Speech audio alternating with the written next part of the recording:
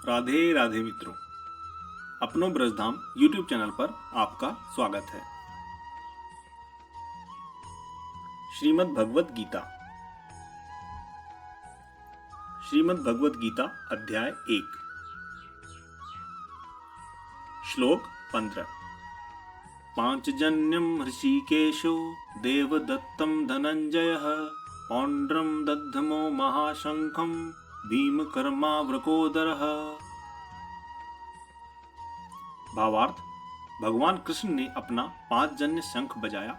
अर्जुन ने देवदत्त शंख तथा अति भोजी एवं अति मानवीय कार्य करने वाले भीम ने पौंड्र नामक भयंकर शंख बजाया।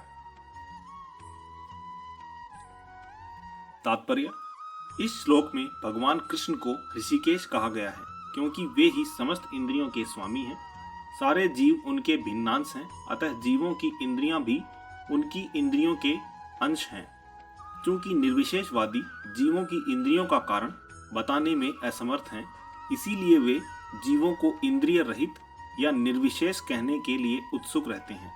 भगवान समस्त जीवों के हृदयों में स्थित होकर उनकी इंद्रियों का निर्देशन करते हैं, किंतु वे इस तरह निर्देशन करते हैं कि जीव उनकी शरण ग्रहण कर ले, और विशुद्ध भक्त की इंद्रियों का तो वे प्रत्यक्ष निर्देशन करते हैं।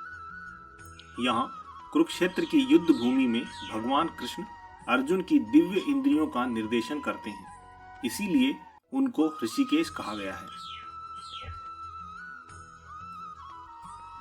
भगवान के विविध कार्यों के अनुसार उनके भिन्न भिन्न नाम हैं। उदाहरणार्थ, इनका एक नाम मधुसूदन है क्योंकि उन्होंने मधु नाम के असुर को मारा था।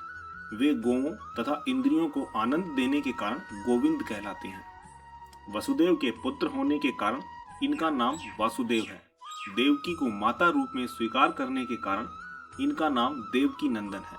वृंदावन में यशोदा के साथ बाल लीलाएं करने के कारण ये यशोदा नंदन है। अपने मित्र अर्जुन का सारथी बनने के कारण पार्थ सारथी हैं।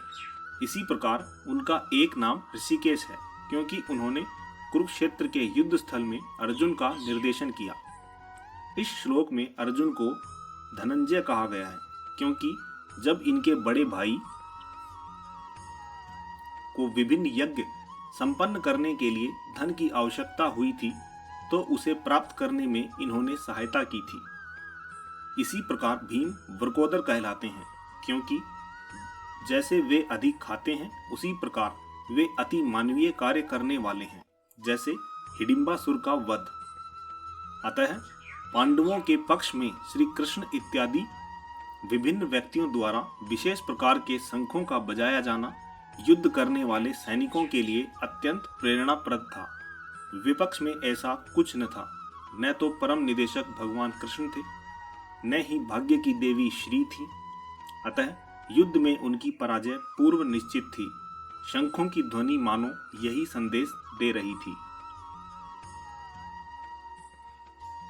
थैंक्स फॉर वॉचिंग अपनों ब्रजधाम YouTube चैनल।